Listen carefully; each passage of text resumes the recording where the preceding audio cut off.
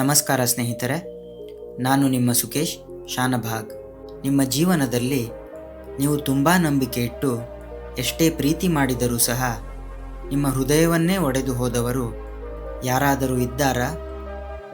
ಅವರಿಗಾಗಿ ನಿಮ್ಮ ಸಮಯವನ್ನು ಕೊಟ್ಟು ನಿಮ್ಮ ಮನಸ್ಸು, ಶಕ್ತಿ, ಗೌರವ ಎಲ್ಲವನ್ನೂ ಕೊಟ್ಟರೂ ಸಹ ನಿಮ್ಮ ಹೃದಯಕ್ಕೆ ನೋವು ಕೊಟ್ಟು ಹೋಗಿದ್ದಾರಾ? ನೀವು ಎಲ್ಲವನ್ನೂ ಸಹಿಸಿಕೊಂಡು ಮೌನವಾಗಿದ್ದೀರಿ ಅಂದರೆ ಅವರು ನಿಮ್ಮನ್ನು ದುರ್ಬಲ ಅಂತ ಅರ್ಥ ಮಾಡಿಕೊಂಡ್ರ? ನಿಮಗೆ ನೋವು ಕೊಟ್ಟವರಿಗೆ, ಅವಮಾನ ಮಾಡಿ ಹೋದವರಿಗೆ ನಿಮ್ಮ ಬೆಲೆ ಗೊತ್ತಾಗುವಂತೆ ಮಾಡೋದು ಹೇಗೆ ಅಂತ ಭಗವಾನ್ ಶ್ರೀಕೃಷ್ಣ ಹೇಳ್ತಾನೆ. ಈ ವಿಡಿಯೋವನ್ನು ಕೊನೆವರೆಗೂ ನೋಡಿದರೆ ನಿಮ್ಮ ಮನಸ್ಸಿನ ಒಳಗಿನ ನೋವು ನಿಧಾನವಾಗಿ ನಿಮ್ಮ ಶಕ್ತಿಯಾಗಿ ಬದಲಾಗುತ್ತೆ. ಭಗವಾನ್ ಶ್ರೀಕೃಷ್ಣ ಹೇಳ್ತಾರೆ, ನಿಮ್ಮನ್ನು ನೋಯಿಸಿದವರಿಗೆ, ನಿಮ್ಮನ್ನು ಉಪಯೋಗಿಸಿಕೊಂಡು ಅರ್ಧದಲ್ಲೇ ಬಿಟ್ಟು ಹೋದವರಿಗೆ ನೀವು ಮಾತಿನ ಮೂಲಕ ಉತ್ತರವನ್ನು ಕೊಡಬೇಕಾಗಿಲ್ಲ. ಅವರಿಗೆ ನಿಮ್ಮ ಬೆಳವಣಿಗೆಯೇ ಉತ್ತರ ಕೊಡುತ್ತೆ.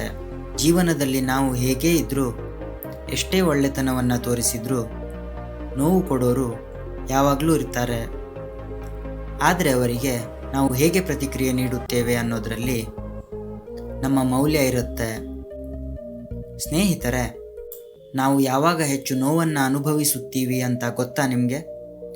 ನಾವು ಪ್ರಾಮಾಣಿಕವಾಗಿ ಒಬ್ಬ ವ್ಯಕ್ತಿಯನ್ನು ಪ್ರೀತಿಯಿಂದ ನೋಡಿಕೊಂಡರೂ ಸಹ ಅವರು ನಮಗೆ ಬೆಲೆಯನ್ನು ಕೊಡದೆ ಅಹಂಕಾರವನ್ನು ತೋರಿಸಿ ಅಪಮಾನ ಮಾಡಿದರೆ ಮನಸ್ಸಿಗೆ ತುಂಬ ನೋವಾಗುತ್ತೆ.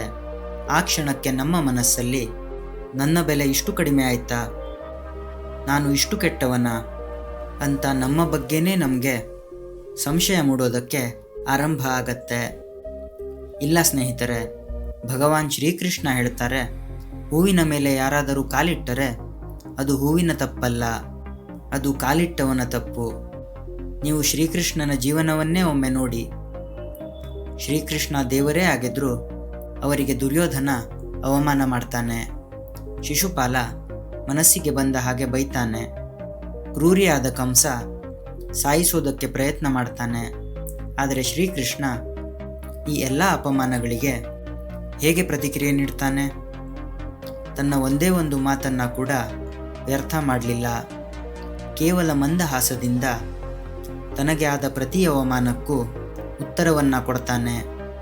ಅದೇ ಕಾರಣಕ್ಕೆ ಶ್ರೀಕೃಷ್ಣನಿಗೆ ಮೌನವೇ ಶಕ್ತಿ ಆಗತ್ತೆ. ಕೃಷ್ಣ ಪ್ರತೀಕಾರವನ್ನು ಮಾಡಲಿಲ್ಲ, ತನ್ನ ಮಟ್ಟಕ್ಕಿಂತ ಕೆಳಗೆ ಇಳಿಯಲಿಲ್ಲ. ನೀವು ಸಹ ನಿಮ್ಮನ್ನು ನೋಯಿಸಿದವರ ಮಟ್ಟಕ್ಕೆ ಇಳಿಯೋದಕ್ಕೆ ಹೋಗಬೇಡಿ. ಶ್ರೀಕೃಷ್ಣ ಹೇಳ್ತಾನೆ, ನಿಮ್ಮನ್ನು ತಪ್ಪಾಗಿ ಅರ್ಥ ಮಾಡಿಕೊಂಡವರು ಒಂದು ದಿನ ನಿಮ್ಮ ಬೆಲೆಯನ್ನು ಅರ್ಥ ಮಾಡಿಕೊಳ್ತಾರೆ.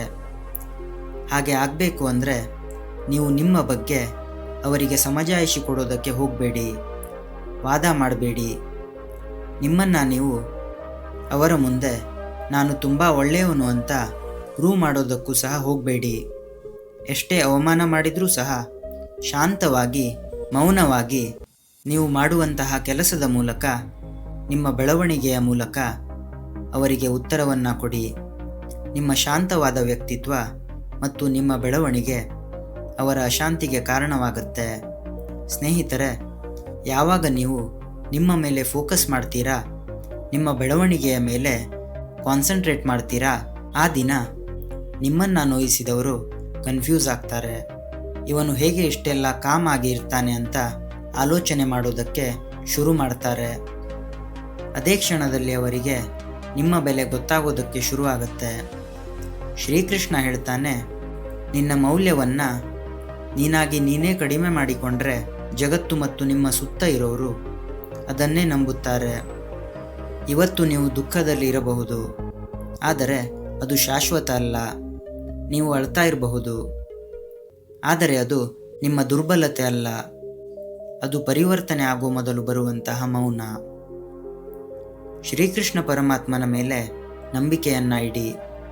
ನಿಮ್ಮ ಮೇಲೂ ಸಹ ಮತ್ತಷ್ಟು ನಂಬಿಕೆಯನ್ನು ಇಡಿ. ನಿಮಗೆ ನೋವು ಕೊಟ್ಟವರಿಗೆ ಪಾಠವನ್ನು ಕಲಿಸಬೇಕು ಅಂದರೆ ನೀವು ಒಂದೇ ಕೆಲಸವನ್ನು ಮಾಡಬೇಕು, ಅದು ನಿಮ್ಮ ಜೀವನವನ್ನು ಚೆನ್ನಾಗಿ ಬದುಕಿ. ಅದೇ ಅವರಿಗೆ ನೀವು ಕೊಡುವಂತಹ ದೊಡ್ಡ ಉತ್ತರ ಸ್ನೇಹಿತರೆ. ಈ ಮಾತುಗಳು ನಿಮ್ಮ ಮನಸ್ಸಿಗೆ ಇಷ್ಟ ಆಗಿದ್ರೆ ಒಂದು ಲೈಕ್ ಕೊಡಿ. ಯಾರಾದರೂ ನೋವಿನಲ್ಲಿ ಇದ್ದಾರೆ ಅನಿಸಿದರೆ ಅವರಿಗೆ ಶೇರ್ ಮಾಡಿ. ಪ್ರತಿದಿನ ಇದೇ ರೀತಿಯ ಶ್ರೀಕೃಷ್ಣನ ಮಾತುಗಳನ್ನು ಕೇಳಬೇಕು ಅಂದರೆ ಸಬ್ಸ್ಕ್ರೈಬ್ ಮಾಡಿ. ಧನ್ಯವಾದಗಳು ಸ್ನೇಹಿತರೆ.